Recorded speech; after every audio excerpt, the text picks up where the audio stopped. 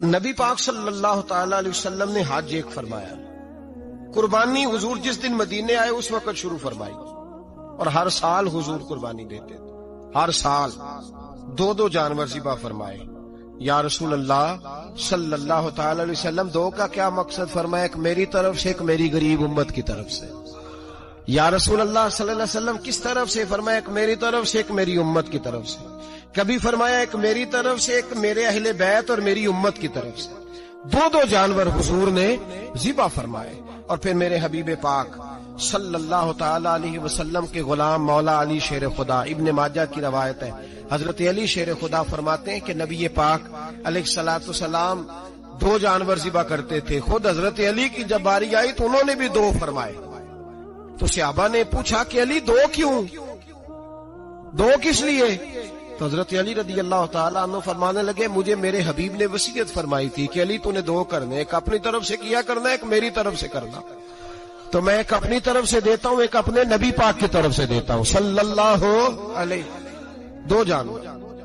آپ لوگوں نے سنی ہوئی ہے یہ بات کہ مہینہ کھانا نہیں پکتا تھا حضور کے گھر میں۔ حضرت عائشہ فرماتی ہیں 3 چاند اور 3 سورج کٹھے کبھی نہیں دیکھے جب ساتھ روٹی بھی کھائی ہو، یعنی 3 دن مسلسل کبھی کھانا نہیں کھایا۔ قربانیاں کتنی دی بولیے؟ حضرت علی شیر خدا کا مکان کوئی نہیں اپنا، کوئی گھر نہیں بنایا۔ مولا کائنات شیر خدا، میں نے یہ بات پھر دوہرا رہا ہوں، پہلے بھی میں نے عرض کی تھی، پکا کرنے کے لیے دوہرا رہا ہوں۔ حضرت علی کا کوئی کاروبار نہیں بظاہر۔ بی بی صاحبہ فرماتی ہیں کہ کئی ہفتے صرف سرکہ اور کھجوریں۔ قربانیاں کتنی؟ اسی سارے صاحب لان ٹورے ہیں کہ ساڑھے تے لگ دیئے کہ نہیں، پکا۔ اور پھر جب بات ہوتی ہے دینے کی تو ماحول اور ہوتا ہے، جب لینے کی باری ہوتی ہے تو ماحول اور ہوتا ہے۔ قربانی واجب ہے اس شخص پر جس کے پاس 52.5 تولے چاندی یا 7.5 تولے، لیکن میں 7.5 تولے والا فتویٰ نہیں دیتا، میں 52.5 تولے چاندی والا فتویٰ دیتا ہوں، اس لیے کہ 52.5 تولے چاندی تو شاید تولہ یا 1.5 تولہ سونے کے برابر ہی ہو جائے، ٹھیک ہے نا جی؟ تو 7.5 تولے سونا 50-60 ہزار روپیہ جس آدمی کے اکاؤنٹ میں موجود ہے وہ قربانی کرے۔ بلکہ امام شافعی رحمۃ اللہ علیہ فرمایا کرتے تھے جس نے 3 کمروں کو تالا لگایا ہوا ہے وہ 3 کمرے فارغ ہیں، اس کے کسی کام کے نہیں، ان کی قیمت کا حساب لگائے۔ چھت پہ سٹور بنا دیا ہے، کوئی مطلب نہیں اس کا، اور جو ویسے رکھے ہوئے ہیں کوئی معنی ہی نہیں کمرے کا، فرماتے تھے حساب لگائے، قربانی کرے۔ رب کریم کی بارگاہ میں دینے کا جب معاملہ آیا تو گول کر گیا کام۔ میرے رسول کائنات سرور عالم صلی اللہ علیہ وسلم کا جب اپنے لیے چیزیں استعمال کرنے کا ماحول ہے تو محبوب پاک علیہ الصلوۃ والسلام نے مہینہ روٹی نہیں پکائی۔ یہاں جو آدمی ہر جمعرات کو 4 کلو بکرے کا گوشت پکاتا ہے اور ہر تیسرے دن مرغی کا گوشت لاتا ہے، وہ قربانی کی باری آتی ہے تو کہتا میرے پہ لگتی نہیں۔ وہ ٹھیک ہے ابا جی لے آئے، ابا جی کی طرف سے قربانی ہے، اس دفعہ ابا جی کی، اگلی دفعہ اماں جی کی، اس سے اگلی دفعہ دادی جی کی۔ او خدا کے بندو، جس آدمی کے پاس پیسے ہیں پہلے اپنی قربانی واجب ہے۔ میری بات کی سمجھ آ رہی ہے عزیزوں کو؟ جو آدمی صاحب استطاعت ہے پہلے کس کی قربانی کرے گا؟ وہ کمائی کرتا ہے، اس کے اپنے اکاؤنٹ میں تنخواہ آتی ہے، ابا جی کے اکاؤنٹ میں نہیں آتی۔ اس نے اپنا بینک بیلنس چوری بھی رکھا ہوا ابا جی سے۔ پہلے اپنی قربانی کرے، اگر اس کو شوق ہے، دل کرتا ہے تو ایک اور خریدے، پھر ابا جی کی طرف سے کرے۔ اگر اللہ نے توفیق دیا تو ایک اور خریدے، اماں جی کی طرف سے کرے۔ اور اگر اس کے دل کو اللہ ٹھنڈک عطا کرے، سکون کرے، تو پھر اپنے رسول کی طرف سے بھی قربانی دے، پھر اپنے محبوب کی جانب سے بھی قربانی کرے۔ نبی پاک صلی اللہ تعالی علیہ وسلم نے ہر سال 2 قربانیاں دی، 10 سال۔ کل کتنی ہوگی 10 سالوں میں بولیے؟ اور جب حضور حج کرنے گئے نبی پاک نے 63 اونٹ ذبح فرمائے۔ ایک اونٹ میں کتنی قربانیاں ہوتی ہیں؟ 63 اونٹ حضور نے ذبح فرمائے۔ اور حدیث بڑی مزیدار ہے، حضرت ابو ہریرہ رضی اللہ تعالیٰ عنہ فرماتے ہیں کہ جب اونٹ ذبح کرنے کی باری آئی تو ہم سوچ رہے تھے، پریشان تھے کہ یہ تو بڑا مشکل ہے ذبح کرنا، بڑا مشکل ہے، اس کو تو نہر کرنا پڑتا ہے، گرانا پڑتا ہے، باندھنا پڑتا ہے، سب سے مشکل کام اونٹ ذبح کرنا ہے۔ تو نبی پاک صلی اللہ علیہ وسلم کی تو عادت کریمہ ہے، اپنے ہاتھ سے ذبح کرتے ہیں حضور۔ وہ ہمارا اللہ خیر کرے، اب اللہ ہی حافظ ہے. ذبح کرنا تو دور کی بات ہے، ہمارا جو BA پاس لڑکا ہے نا، اس کو ڈر آتا ہے جانور کے پاس کھڑے ہوتے بھی.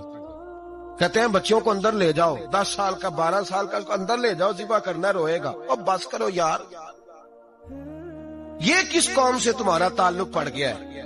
ہمارے تو 12 اور 14 سال کے معوذ اور معاذ ابو جہل کی گردن کاٹ کے رکھ دیا کرتے تھے، اور تو بچہ بکرا ذبح کرنے سے ڈرا رہا ہے. اس کو کھڑا کر لا کے، قربانی تو جہاد کی ٹریننگ ہے، وہ کھڑا کر، اس کو کہا بیٹا یہاں کھڑا ہو، اللہ کے رستے میں بکرے کی گردن کاٹنی ہے. اگر کوئی شخص خدا رسول کے دین کی مخالفت کرے، کفر کا جھنڈا اٹھائے، تو اس کی گردن بھی کاٹنی ہے. یہ ٹریننگ ہے بچوں کے لیے. یہاں عجیب ماحول ہے، ڈر لگ رہا ہے، پیچھے ہٹ جاؤ. اور جس صاحب کی قربانی ہے وہ بھی کوئی 1.5 کلومیٹر کے فاصلے پہ کھڑے ہیں، دور کھڑے ہو کے دیکھ رہے ہیں. نفیس ہی بڑے ہیں جناب، لطیف ہی بڑے ہیں. کپڑوں کو کوئی قطرہ خون کا لگ گیا تو بڑی مصیبت بن جائے گی. اور امیر آدمی، اس کا تو گھر کسائی نے خود فون کیا ہے کہ صاحب سب سے پہلے میں آپ کے گھر آؤں گا. اس کو پتہ ہے کہ منہ مانگی قیمت ملے گی. مہربانی فرمائیں، قربانی میرے رسول پاک صلی اللہ علیہ وسلم سے زیادہ نفاست والی طبیعت کسی کی نہیں. صحابہ کہتے ہیں اتنا حسین محبوب کا انداز تھا کہ کبھی کپڑوں پہ مکھی بھی نہیں بیٹھی تھی. اور حضور سے ہم سلام لیتے تھے، دست مبارک چومتے تھے تو ہمارے ہاتھوں سے کستوری کی خوشبو آنے لگتی تھی. اور فرماتے ہیں نبی پاک کا ہاتھ یوں ہوتا تھا کہ برف بھی اتنی ٹھنڈی نہیں جتنا پیارا حضور کا ہاتھ ٹھنڈا ہوتا تھا. پھر بھی حضور دست مبارک میں خنجر پکڑتے، جانور کو لٹاتے اور اپنی طامت کو سمیٹتے، اور اللہ کے حبیب گھٹنا رکھتے اس کی گردن پر، اور بسم اللہ اللہ اکبر کہہ کے ذبح فرماتے. حضور خود دست مبارک سے. تو اتنا زیادہ نازک مزاج ہو گیا ہے کہ اب یہ والی سنت ادا کرنا مشکل ہو گیا تیرے لیے. 63 اونٹ ہیں.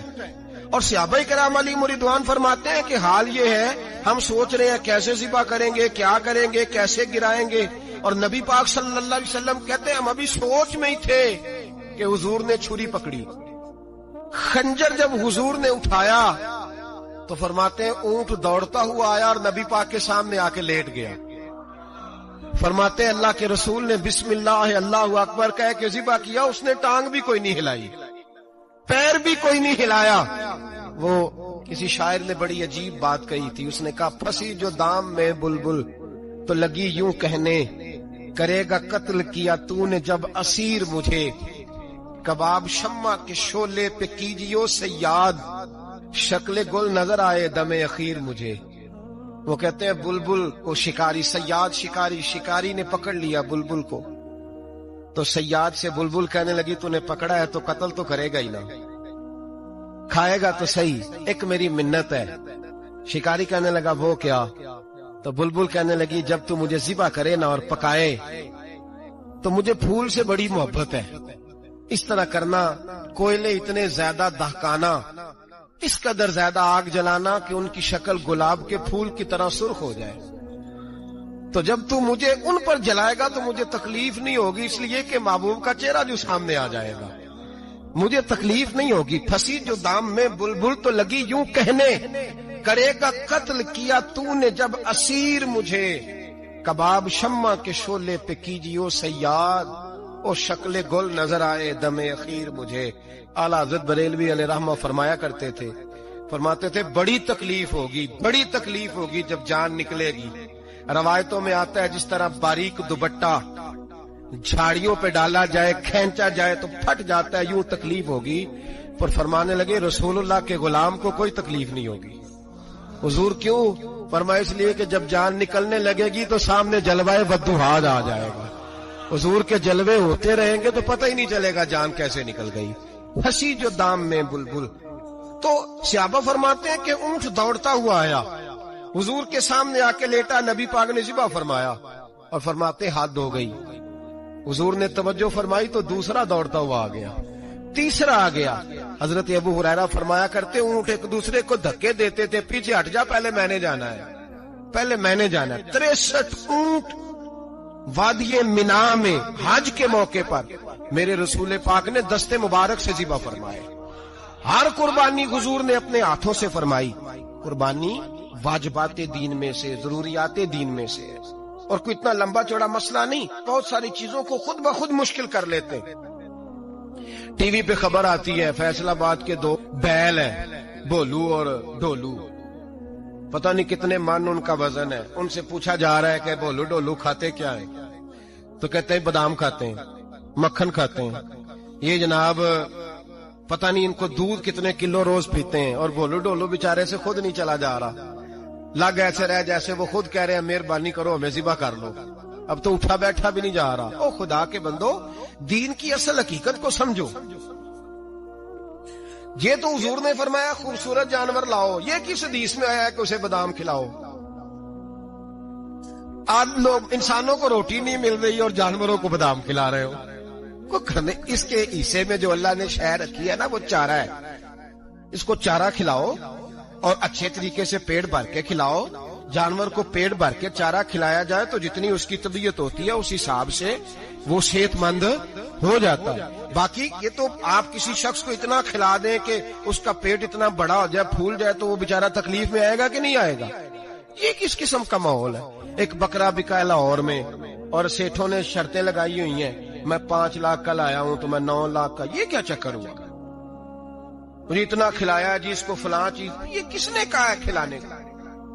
بادام کھانا کس حدیث میں آیا؟ کس صحابی نے اپنے بکرے کو بادام کھلائے؟ کس نے مکھن کھلایا؟ کس نے پیڑے کھلائے؟ بس کرو، عجیب تماشا لگ گیا ہے. اور یہاں تو اتنی بری حالت ہو گئی ہے کہ عورتیں ناچنے لگی ہیں قربانی کے جانوروں کے آگے، بیبیاں بیچنے لگی ہیں. اللہ کے غضب کو آواز نہ دو. یہ قربانی ہے کہ ہر چیز کا، مذہب کی ہر شے کا مذاق بنا دیا ہے. جس دین نے عورت کی اپنی قربانی بھی ہو تو اس کو ذبح کرنے کی اجازت نہیں دی، مرد ذبح کرے گا. جو دین کہتا ہے کہ عورت ذبح نہیں کرے گی، وہ عورت بیچ سکتی ہے اللہ کے جانور؟ یہاں جس کا میں نے رمضان میں بھی کہا تھا، پھر بات دہراتا ہوں، سارا سال ناچتے گاتے ہیں اور عید کا موقع آتا ہے تو 2-4 مولوی بٹھا کے وہ دین سکھانا شروع کر دیتے ہیں. کوئی پتہ ہی نہیں، کوئی خبر ہی نہیں. جس بوتل میں کل تک شراب بک رہی تھی اسی میں دودھ پلاؤ گے؟ جس برتن میں کل تک پیشاب تھا اس میں آج لوگوں کو شہد پلاؤ گے؟ بس کرو، یہ مذاق نہیں، یہ رسول اللہ کا دین ہے. نبی پاک سید عالم صلی اللہ تعالی علیہ وآلہ وسلم نے کوئی ذمہ عورت کے کوئی چیز نہیں لگائی ایسی جس میں اسے مردوں کے ساتھ شامل ہونا پڑے. اور عورت سمجھ ہی نہیں رہی کہ یہ اس کی تذلیل ہے، عزت نہیں. صابن بک رہا ہے تو ساتھ بی بی کھڑی ہے، شیمپو بک رہا ہے تو عورت اس کی جو ہے وہ ایڈ دے رہی ہے. یہ عزت ہے عورت کی؟ رسوا کر دیا تم نے ہر شے میں عورت. اب قربانی کا جانور بھی بی بی بیچے گی؟ غیرت کہاں گئی اس قوم کی؟ میرے رسول پاک سرور دو عالم صلی اللہ تعالی علیہ وسلم کو کسی نے آ کے کہا فلاں قبیلے کے لوگوں نے عورت کو سربراہ بنایا ہے، عورت کو آگے لگا لیا ہے. فرمایا تباہ ہو گئے وہ لوگ انہوں نے عورتوں کو اپنے آگے پیشوا بنا لیا. جس رب نے عورت کو نبوت نہیں دی، امامت کرنے کا حق نہیں دیا، کس چکر میں لوگ پڑ گئے؟ 5 لاکھ کا جانور کس لیے لائے ہو؟ 5 لاکھ کا تفاخر کے لیے، دکھانے کے لیے؟ تو اگر 50,000 کا 60,000 کا بھی جانور لاتا تو اچھا آ جاتا. اور 50,000 کا جانور لائے تو 5 لاکھ میں کتنے آتے ہیں؟ بولے تو 10 جانور ذبح ہوں گے تو کتنے غریبوں تک گوشت جائے گا؟ کتنے گھروں کا بھلا ہوگا؟ ہر چیز کا چکر الٹا کر دیا گیا ہے. اور صرف حج کے لیے ہوتی تو میرے رسول پاک ہر سال قربانی نہ کرتے. اور میرے نبی پاک قربانی دینے کا حکم. ایک اور بات بڑی لوگ پوچھنے لگے، کہتے جی گائے کی ہوتی ہے، بھینس کی بھی ہوتی ہے کہ نہیں؟ چلو جی اب نئی بات نکل آئی. حدیث پاک میں لفظ آیا اونٹ کا. نبی پاک نے فرمایا بکرا 1 سال کا، گائے 2 سال کی، اونٹ 5 سال کا. حدیث میں لفظ آ گیا اونٹ کا. آپ کو بندہ کہے پہلے بتائیں نر کا کہ مادہ کا، تو میں کدھر سے آپ کو حدیث نکال کے دوں جس میں نر بھی اور مادہ علیحدہ علیحدہ ہو؟ حدیث پاک میں ذکر آ گیا دمبے کا، مینڈے کا. اب باقی جو سارے جاگ رہے ہیں نا، اب غور فرمائیں، باقی ایک بکرا ہے، ایک چھترا ہے، ایک دمبا ہے، ایک دیسی بکرا ہے، ایک پہاڑی بکرا ہے، تو علیحدہ علیحدہ لفظ کہاں سے نکال کے دیے جائیں؟ یہ ساری انواع ہیں، اقسام ہیں، نوع ہیں. اسی طرح بھینس بھی گائے کی ایک قسم ہے. امام اعظم ابو حنیفہ فرماتے ہیں نوع منہ، یہ اس کی ایک قسم ہے، نوع میں سے ہے، گائے کی نوع میں سے. آپ عام لفظ بولتے ہیں تو کہتے ہیں بکرا چترا گائے بھینس، عام لفظ ہے نا. تو جب گائے کہہ دیا تو اب کو بندہ کہے گائے آیا تو پہلے بتائیں گائے تو ہے تو اس میں بیل شامل ہے کہ نہیں. تو گائے کی جتنی قسمیں ہیں نا ہمارے محدثین بھینس کو گائے میں شامل کرتے ہیں. بھینس گائے کی ایک قسم ہے. تو نبی پاک صلی اللہ علیہ وسلم نے جب گائے کا لفظ استعمال کیا تو بھینس اس کے اندر آ گئی. تو اگر گائے کی قربانی جائز ہے تو بھینس کی قربانی بھی جائز ہے. اگر بیل کی قربانی جائز ہے تو کٹے کی قربانی بھی 100% جائز ہے. اس کے اندر 7 حصے ڈالے جائیں گے، اسے قربان کیا جائے گا، یہ جائز ہے. اگر آپ صریح لفظ نکال کے دکھانے کو کہیں گے تو پھر تو بڑی چیزوں میں لوگ الجھ جائیں گے. پھر کیسے نکالا جائے گا خسی کی جائز ہے کہ نہیں، جو خسی نہیں اس کی جائز ہے کہ نہیں، فلاں کی. تو ان تفصیلات، ہاں بہت ساری چیزوں کی تفصیلات حدیث میں ہیں لیکن ساری چیزوں کی موجود نہیں. اس لیے میرے عزیز یاد رکھیں، بھینس کی قربانی بھی ہوگی، گائے کی بھی ہوگی، بیل کی بھی ہوگی، کٹے کی بھی ہوگی. جن کی نہیں ان کی نہیں. ہم نے کبھی کہا ہرن کی قربانی بھی ہوگی یا مرغی کی قربانی بھی ہوگی. تو حدیث مبارکہ کے اندر جو چیزیں موجود ہیں ان کی جتنی اقسام ہیں ان سب کی قربانی کرنا ہاں جائز ہے. اور میرے نبی پاک صلی اللہ علیہ وسلم نے فرمایا جانور خوبصورت ہو، لنگڑا نہ ہو، کانا نہ ہو، زخمی نہ ہو، خوبصورت جانور لاؤ، اس کو لا کے ذبح کرو. لوگ کہتے ہیں چلو اتنے پیسے اللہ کے راستے میں دے دیں تو یہ کافی نہیں کافی. مسلم شریف میں، بخاری شریف میں میرے نبی پاک سید عالم صلی اللہ تعالی علیہ وسلم نے فرمایا 10 ذی الحج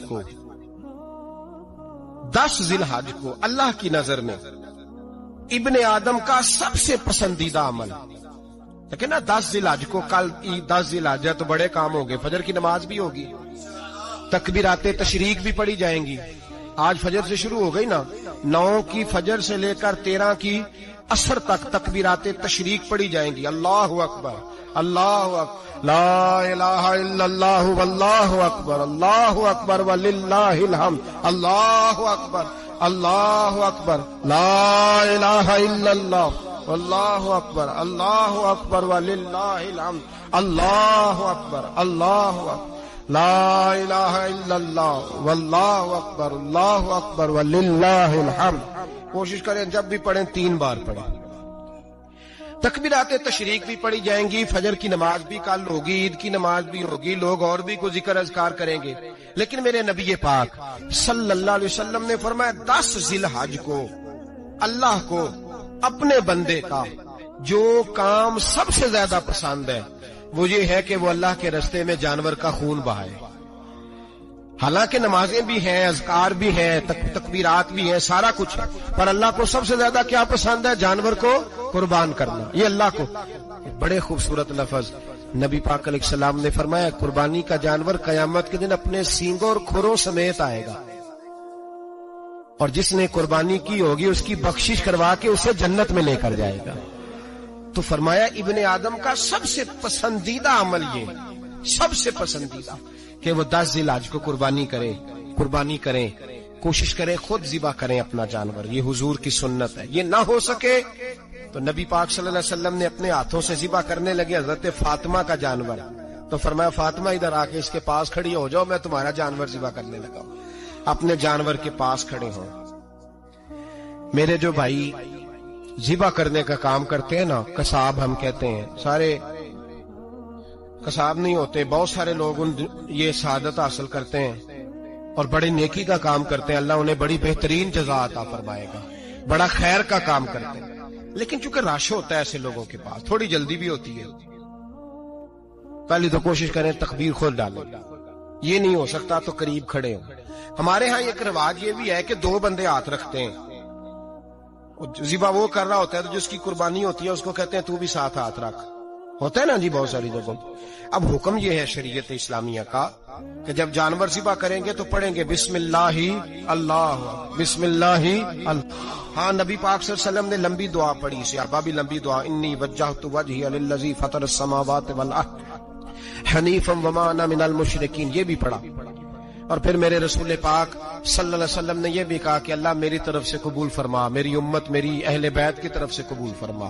صحابہ جب جانور ذبح کرنے لگتے پہلے یہ دعا پڑھتے، پھر کہتے اللہم تقبل منا کما تقبلت خلیلک ابراہیم علیہ السلام وتقبلتا حبیب کا محمد صلی اللہ علیہ وسلم، اے اللہ ہم سے بھی قبول فرما جیسے تو نے حضرت ابراہیم سے قبول فرمائی اور جیسے اپنے حبیب حضرت محمد صلی اللہ علیہ وسلم سے قبول. یہ ساری دعا پڑھیں اور جب جانور ذبح کرنے لگے تو پھر پڑھیں بسم اللہ اللہ بسم اللہ اللہ. اچھا 2 آدمیوں نے ہاتھ رکھا ہوا ہے، 2 آدمیوں. اب اگر ایک نے بھی نہ پڑھی بسم اللہ اللہ اکبر تو جانور حلال نہیں ہوگا، دونوں کو پڑھنا پڑے گا. یہ مسئلہ یاد رکھیں. ایک اور بات بھی بتانی ہے آپ کو، وہ بھی آپ نے یاد رکھنی ہے. قربانی کے بڑے جانور میں کتنے حصے ہوتے ہیں؟ 7. اب 7 حصوں میں 7 کی نیت قربانی کی ہونی چاہیے. 7 6 حصے ڈال گئے، جو چلے تھوڑے سے زیادہ امیر لوگ نہیں تھے، نارمل تھے، انہوں نے 6 حصے ڈال لیے. 7واں امیر آدمی تھا، اس کو جا کے کہا یار ایک حصہ نہیں مل رہا تو چل تو نے تو 2-3 بکرے لیے ہوئے ہیں تو بھی شامل ہو جا. اس نے پہلے تو کہا نہیں یار میں نے اب لے لیے. پھر جب اصرار کیا تو کہا چلو ٹھیک ہے بڑے گوشت کا قیمہ کرا لیں گے. تو اس طرح کرو ڈال لو میرا بھی حصہ. اب 6 کی نیت قربانی کی، 7ویں کی گوشت کی، کسی کی بھی قربانی نہیں ہوگی، گئے سارے. اب اس کے لیے شرط کیا ہے کہ اس کو بھی آپ، اصل میں ہمیں مسائل نہیں آتے، نہ ہم سیکھتے ہیں نہ پتہ کرتے ہیں، پھر خرابی ہوتی ہے. اب اس سے کہیں کہ یار قربانی سے پہلے اپنی نیت کا اعادہ کر، اپنی نیت کا اعادہ کر، بتا کہ تیری نیت کیا ہے، اگر غلط ہے تو صحیح کر لے تاکہ سب کی قربانی تو بتا. یہ جو تو رکھ رہا ہے قربانی تو کس کی قربانی کر رہا ہے؟ دادا جی کے نام کی، ابا جی کے نام کی، اپنے پیر کے نام کی، استاد کے نام کی، یا رسول پاک صلی اللہ علیہ وسلم کے نام، نبی پاک کے نام؟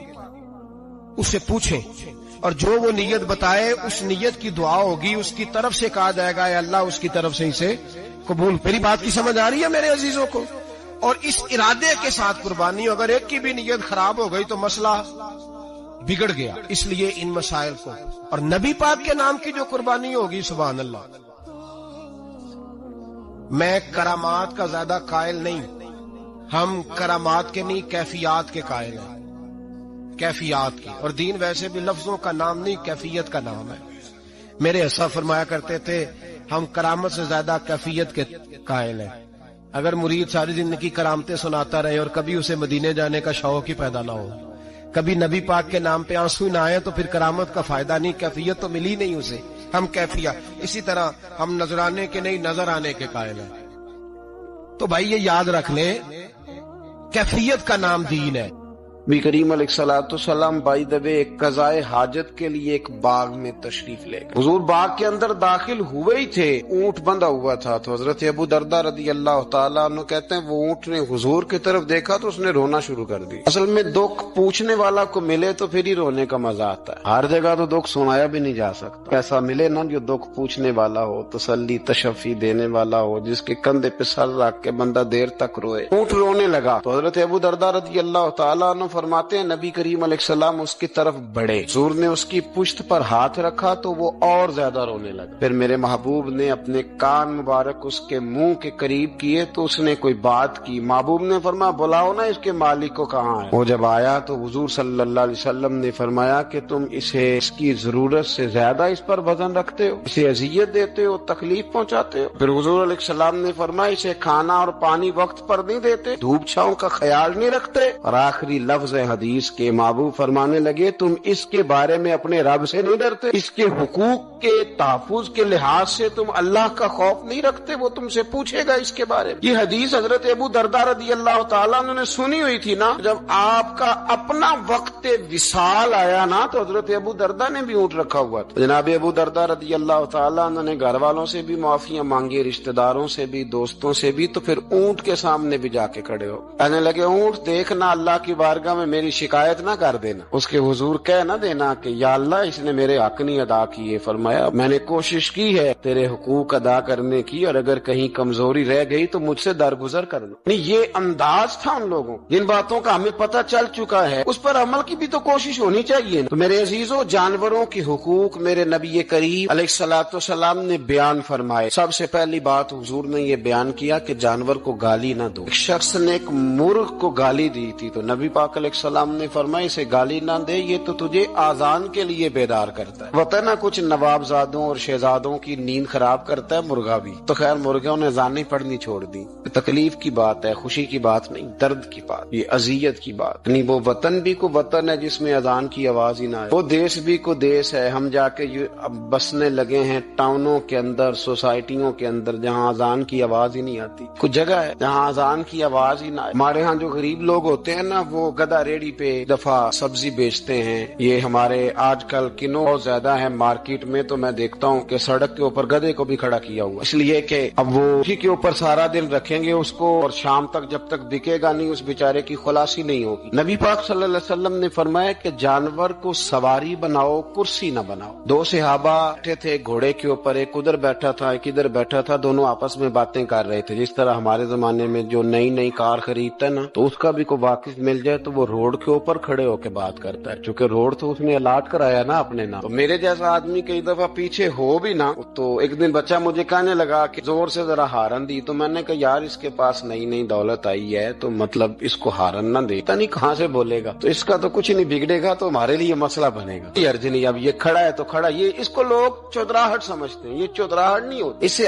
یہ آپ کے کمزور ہونے کی علامت ہے۔ اس طرح چھوٹا آدمی اس طرح کے کام کرتا ہے، بڑے لوگ تو کسی کو تکلیف ہی نہیں دیتے چونکہ وہ بڑے ہوتے ہیں۔ تو نبی پاک علیہ السلام نے دیکھا دو غلاموں کو، ایک کے گھوڑے کا منہ ادھر ہے دوسرے کا ادھر ہے، تو آپس میں گفت و شنید کر رہے ہیں۔ میرے رسول کریم علیہ السلام نے وہیں تنبیہ فرمائی، حکم دیا، فرمایا سواریوں کو سواریاں بنایا کرو، کرسیاں نہ بنایا کرو، جب تک چلنا ہو اس پر بیٹھو، اور جب بات کرنی ہو تو گھوڑے سے نیچے اترو، پھر بات کرو تو پھر دوبارہ گھوڑے پہ بیٹھو، کہ اس سے اتنا ہی کام لیا جائے جتنا وہ اس کا بوجھ برداشت کر سکے۔ عبداللہ بن مبارک نے نا کرائے پہ گھوڑا لیا تھا، کرائے پہ سواری لیتے۔ حضرت عبداللہ بن مبارک رحمۃ اللہ تعالیٰ نے ایک شخص سے کرائے پہ گھوڑا لیا کہ مجھے فلاں سفر پہ جانا ہے تو گھوڑا کرائے پہ دے دو۔ اس نے کہا جی کس نے جانا ہے؟ تو آپ فرمانے لگے میرا وجود دیکھ لے، میں نہیں جانا ہے۔ طے ہو گیا، آپ نے گھوڑا اس سے لے لیا۔ جب آپ جانے لگے تو ایک آدمی رستے میں ملا، کہنے لگا حضور کوفے جا رہے ہیں؟ فرمایا ہاں۔ کہنے لگا یہ میرا خط بھی لے جائیے، یہ میرا خط ہے۔ کتنا وزن ہوتا ہے خط کا؟ یہ میرا خط ہے، فلاں آدمی کو دیجیے گا۔ تو آپ فرمانے لگے تو میرے ساتھ واپس چل گھوڑے کے مالک کے پاس، اگر وہ اجازت دے گا یہ سفر گھوڑے پہ زیادہ رکھنے کا تو میں رکھوں گا، اگر وہ اجازت نہیں دے گا تو میں نہیں رکھوں گا۔ تو وہ آدمی کہنے لگا حضور اتنی چھوٹی چھوٹی باتوں کا کیوں خیال رکھتے ہیں؟ عبداللہ بن مبارک فرمانے لگے اس لیے کہ میں رحمت للعالمین نبی کا ماننے والا ہوں، میرے رسول پاک علیہ السلام رحمت للعالمین ہے، تو میں اتنا بھی ظلم جانور پر کر سکتا ہوں، میں پہلے اجازت لوں گا اس کے مالک سے، اس کے بعد پھر میں آگے جاؤں گا۔ تیسری بات حضور علیہ السلام نے فرمایا جو جانور جس مقصد کے لیے پیدا کیا گیا اسے وہی کام لینا ہے، دوسرا کام نہیں لینا، جس مقصد کے لیے پیدا کیا گیا۔ گھوڑا، گدھا اور خچر کھانا اسلام میں ذبح کر کے کھانا اس لیے جائز نہیں رکھا گیا کہ یہ سواری کے جانور ہیں، تو جو سواری کے جانور ہوں گے انہیں ذبح کر کے کھایا نہیں جائے گا، اسے سواری کا کام لیا جائے گا، اور جو جانور گوشت والے ہوں گے ان سے گوشت کا کام لیا جائے گا، جو دودھ والے ہوں گے اس سے دودھ کا کام لیا جائے گا۔ بخاری مسلم میں موجود ہے، نبی پاک علیہ السلام فرماتے ہیں ایک شخص نے بیل پر سواری کر لی، اس نے سواری کر لی اور جب وہ تھوڑا سا آگے گیا نا تو بیل اپنا منہ پیچھے کر کے کہنے لگا میں سواری کے لیے نہیں پیدا کیا گیا۔ اللہ نے اسے زبان عطا فرمائی اور بیل بول پڑا، کہنے لگا مجھے حال کے اندر جوت لے، یہ کام مجھ سے لے لے، لیکن تو میرے اوپر سواری نہیں کر سکتا، سواری کے لیے اللہ نے گھوڑے پیدا کیے، اونٹ، گدھے اور خچر پیدا کیے ہیں، جو جانور جس مقصد کے لیے ہوگا اسے وہی کام لیا جائے گا۔ ایک بات اور کرنے لگا ہوں ذرا سخت ہے، جانوروں کو لڑانا حرام ہے۔ حضرت عبداللہ ابن مسعود رضی اللہ تعالیٰ عنہ روایت بیان کرتے ہیں، فرمایا لعنتی ہے وہ شخص جانوروں کو آپس میں لڑاتا ہے، وہ لعنتی ہے جو جانوروں کو آپس میں اور آپ اس ملک میں رہتے ہیں جہاں کروڑوں روپے کی شرطیں لگتی ہیں جانوروں کی لڑائی، جانوروں کو اذیت دی جاتی ہے، تکلیف دی جاتی ہے، کبوتر اڑائے جاتے ہیں، اور انعام اس کو ملتا ہے جس کا کبوتر دیر کے بعد آئے، کبوتر باز کبوتر کو بیٹھنے نہیں دیتا، یہ حرام ہے، شریعت اسلامیہ میں حرام ہے جانوروں کا لڑانا، اور ان کو ایک دوسرے کے خلاف ابھارنا حرام ہے، دین میں منع کیا گیا ہے۔ اب جانور کو اگر پالیں گے بھی تو اس حد تک پالیں ڈالیں گے کہ جس حد تک اس کو کسی اذیت میں مبتلا نہ کیا جائے. کتوں کی لڑائی کرائی جاتی ہے, مرغوں کی لڑائی کرائی جاتی ہے, جانوروں کو اذیت پہنچتی ہے, بیلوں کی لڑائی ہوتی ہے, سینگ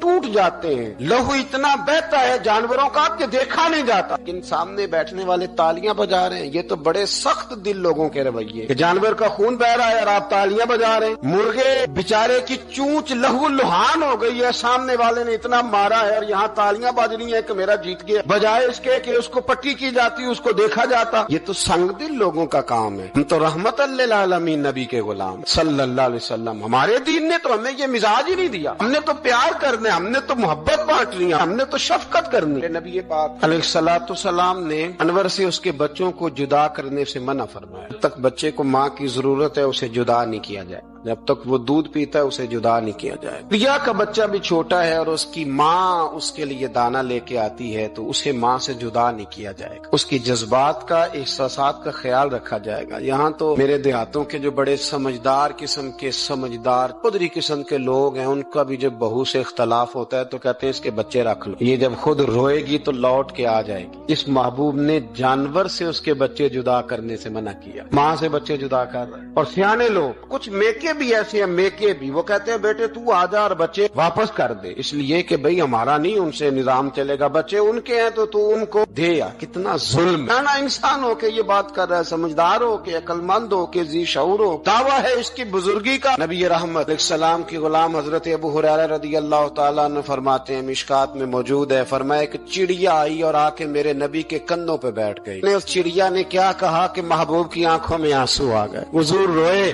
فٹافٹ حضور اٹھے, فرمایا کون اس کے بچے اٹھا کے لایا, اس نے اس کے بچے اٹھائے, کون ہے جلدی بتاؤ. حضرت ابو ہریرہ کہتے ہیں ایک صحابی ہے کہ یا رسول اللہ میں ذرا پسند آ گئے تھے تو میں اٹھا لایا ہوں. حضور نے فرمایا اسے واپس کر دو, یہ میری بارگاہ میں شکایت کر رہی ہے تو قیامت میں بھی تیری شکایت کرے, جا وہیں رکھ کے آ, جہاں سے تو اٹھا کر کے لایا تھا. میرے دوستو, دین اتنے اعلیٰ حقوق بیان کرے جانوروں کے, اور انسان اس سے آگے بڑھ کے انسانوں کے ساتھ سلوک کرے. ہم نہ سیاست سے بادشاہی لینا چاہتے ہیں, سیاستدانوں کے اپنی جیب سے اشتہار چھپوا کے بادشاہی لینا چاہتے ہیں, ڈیرا بنا کے بادشاہی لینا. نہ بادشاہی تو رحم کرنے سے ملتی, بادشاہی تو شفقت کرنے سے ملتی, بادشاہیاں تو اللہ کی مخلوق سے پیار کرنے سے ملتی. بادشاہیاں امام احمد بن حنبل رحمۃ اللہ تعالی علیہ فرماتے, میں نے ایک محدث کا تذکرہ سنا کہ وہ میرے محبوب کی حدیثیں بیان کرتے ہیں تو کہتے ہیں میں شوق علم میں ان کی بارگاہ میں پہنچا. جب میں گیا تو کتے کو کھانا کھلا رہے, میں نے سلام لی تو انہوں نے جواب تو دیا پر کوئی اتنی توجہ نہیں کی میری طرف. میرے دل میں خیال آیا یہ محدث ہیں اور کتے کے ساتھ اتنا پیار کر رہے ہیں, میری طرف دیکھا ہی نہیں. تو فرماتے ہیں وہ کتے کو کھانا کھلا کے فارغ ہوئے تو میری طرف دیکھ کے کہنے لگے, احمد بن حنبل میرے علاقے میں کتے نہیں رہتے, کتے دوسرے شہر میں زیادہ پائے جاتے ہیں, یہ بھوکا تھا تو ادھر آ گیا تھا. اور تمہیں حضور علیہ السلام کی وہ حدیث تو پتہ ہوگی, نبی پاک نے فرمایا جو کسی کے ساتھ امید لگائے اور وہ آدمی اس کی امید پوری کرنے پر قادر ہو پھر بھی امید پوری نہ کرے, قیامت کے دن اللہ اس کی بھی بہت ساری امیدیں پوری نہیں کرے گا, اسے سزا ملے گی. امید پوری کرنے پر قادر تھا, مجبور نہیں تھا, پر پوری نہ کی تو اسے قیامت کے دن سزا ملے گی. فرمایا یہ کتا امید لگا کے آیا تھا میرے گھر میں کھانے کی, اگر میں پوری نہ کرتا تو پھر حضور کی اس حدیث پر عمل کیسے ہوتا اور پھر مجھے حدیثیں بیان کرنے کا مطلب کیا سمجھ میں آتا. امام احمد بن حنبل رحمۃ اللہ تعالی علیہ فرماتے ہیں میں نے کہا استاد جی اجازت دے دیں. کہا کدھر آئے تھے؟ کہا حضور جس کام آیا تھا نا وہ میرا بڑا ہی اچھا ہو گیا, وہ بڑا شاندار ہو گیا, جو حدیث بھی آپ نے بیان کر دی اور صرف بیان نہیں کی, آپ نے تو عمل کر کے بھی دکھا دیا, آپ نے تو اس حدیث پر منوان عمل کر کے بھی دکھا دی. جانور کے ساتھ حسن سلوک کرنا, اس کے ساتھ پیار کرنا. کچھ جانور موذی ہوتے ہیں, شریعت نے انہیں مارنے کی اجازت دی ہے, اجازت دے دی ہے. جو جانور تکلیف دیتا ہے, اذیت دیتا ہے, اسے مارا جا سکتا ہے, لیکن جانور کے حقوق کا لحاظ کرنا, اس پر رحم کھانا, اس پر توجہ دینا, ان چیزوں کو سمجھتے نہیں امیر ملت. اور اگر میں کہوں بانی پاکستان تو میں ٹھیک کہوں گا. بانی آڈ تھا ایک اس وقت انگریزوں کا بڑا, جماعت علی شاہ صاحب محدث علی پوری بھی پاکستان کی تحریک چلا رہے تھے اور قائد اعظم بھی چلا رہے تھے. تو لارڈ نے قائد اعظم سے کہا تھا کہ قائد اعظم مجھے تیری سیاست سے اتنا ڈر نہیں آتا جتنا جماعت علی شاہ کے دین سے ڈر آتا, اتنا مجھے, میں آن دی ریکارڈ بات کر رہا ہوں ذمہ داری کے ساتھ, کہ تیری سیاست سے میں اتنا نہیں ڈرتا جتنا جماعت علی شاہ کے دین سے ڈرتا. اس لیے کہ یہ جب دین کا نام لے کے پاکستان کی بات کرتا ہے تو لوگوں پہ عدو تاری کر دیتا ہے, اس لیے میں تیری سیاست سے زیادہ اس کے دین سے ڈرتا ہوں۔ پیر ملت پیر جماعت علی شاہ صاحب ابو العرب بھی کہا جاتا۔ ان زمانوں میں عرب میں غربت آئی تو یہاں سے ہندوستان سے چندے اکٹھے کر کر کے پیر جماعت علی شاہ صاحب لے جایا کرتے۔ مدینہ شریف میں آج بھی جماعت منزل موجود، صاحب کی اپنی رہائش تھی۔ ملت پیر جماعت علی شاہ صاحب نا مدینے میں گزر رہے تھے تو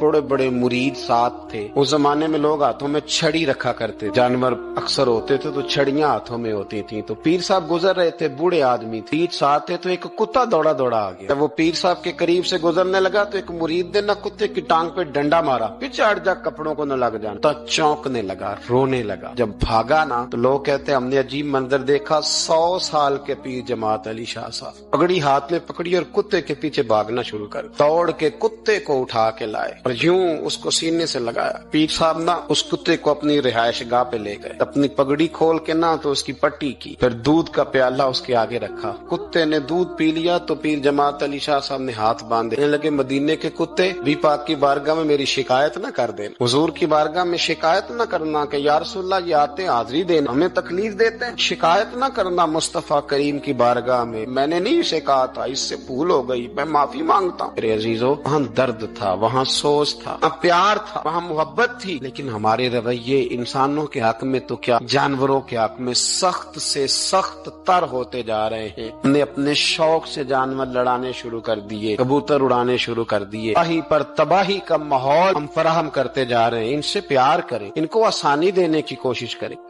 کچھ لوگ ایسے ہوتے ہیں جو بیچارے بائی نیچر ہی کچھ پریشانیوں کا شکار ہوتے ہیں، اور قرآن مجید نے جو ارشاد فرمایا نا کہ کچھ لوگ نفس کی خواہش کو اپنا خدا بنا لیتے ہیں، تو وہ بلا وجہ بھی بہت ساری باتیں کرتے ہیں جن کا کوئی وجود نہیں ہوتا۔ عورت کو حقوق دلانے کے لیے بہت سارے لوگ بہت ساری غلط باتیں کرتے ہیں۔ جو لوگ یہاں سے کسی کو لے جاتے تھے نا دبئی، دھوکہ دے کے اور لے جاتے تھے یورپ میں، عرب ممالک میں دھوکہ دے کے لے جاتے تھے، تو وہ بھی کوئی خواب ہی تو دکھاتے تھے کہ اتنے لاکھ تنخواہ ہوگی، اتنا کچھ ہوگا۔ وہاں جا کے پتہ چلتا تھا کہ جیب سے بھی دینے پڑیں گے کچھ۔ بہت سارے لوگ ایسے ہوتے ہیں، وہ سارے خوبصورتی کے نام پر ہی دھوکہ دیتے ہیں۔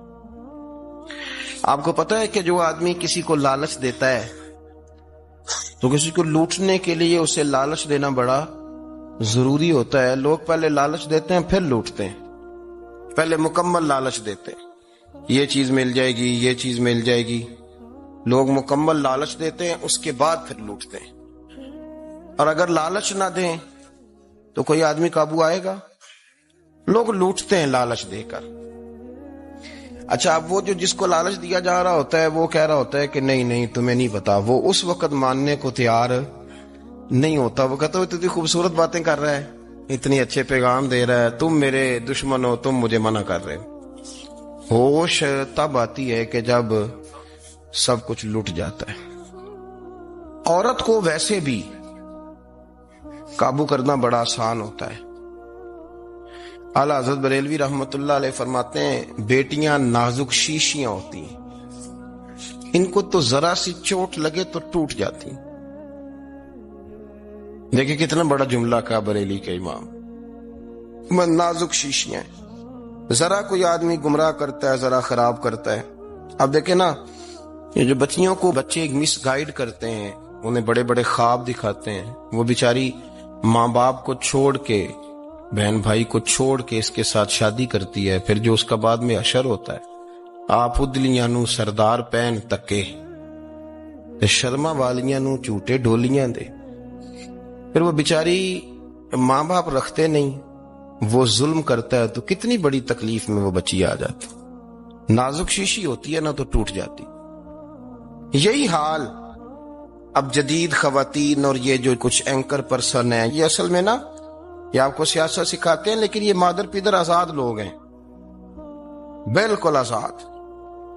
یہ تو علماء شور نہ کریں، بات نہ کریں، گفتگو نہ کریں، مشائخ بات نہ کریں، اور یہ جو کچھ سنجیدہ اور دینی طبقہ ہے یہ کوئی شور نہ کرے، یہ تو روڈوں پہ ننگے ہو کے آ جائیں معذر۔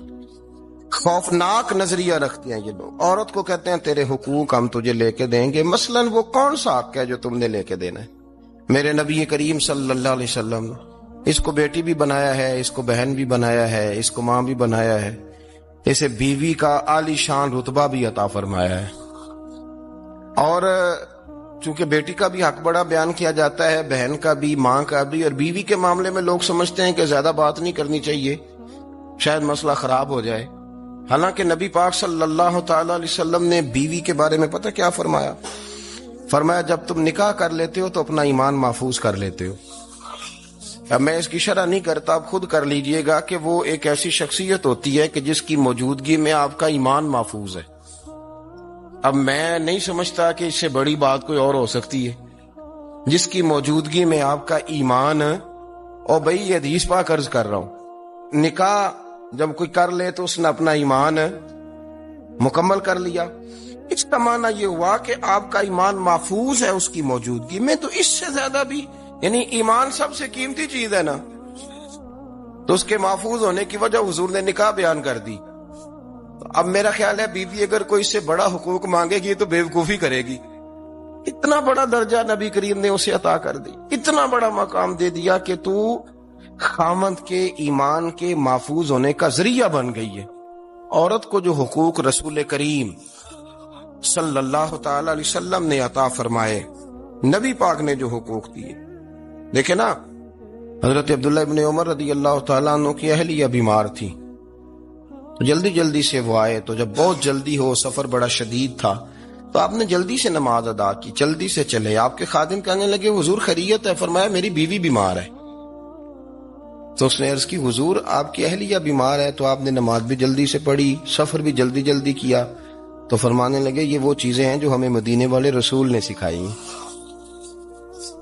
آپ اس کیفیات کو سمجھیں کہ حضور صلی اللہ علیہ وسلم نے درس دیا۔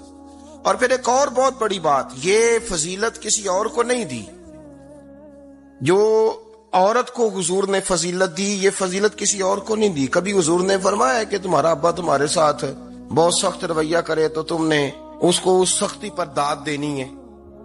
فرمایا چلو اگر وہ زیادتی بھی کرے تو تم نے اس کے ساتھ سلوک اچھا ہی کرنا ہے۔ لیکن آپ ایک بات کو سمجھے نا کہ بچے کے بارے میں، بیٹے کے بارے میں، بیٹی کے بارے میں فرمایا 10 سال کے ہو کے نماز نہ پڑھے تو سختی کرو، تمہارا ڈنڈا بھی لٹکنا چاہیے۔ بہت ساری جگہوں پہ بہت سارے لوگوں کے لیے سختی کا حکم دیا، لیکن عورت کے لیے حضور نے جو جملے کہے، اصل میں ہم سمجھتے ہیں کہ یہ ایک بات ہے، مشہور ہو گئی ہے روایت حدیث، تو بس اس کے پس منظر پر اور جملوں کے حسن پر شاید معاذ اللہ غور کرنے کی ضرورت نہیں۔ ذرا اس لفظ کی تاثیر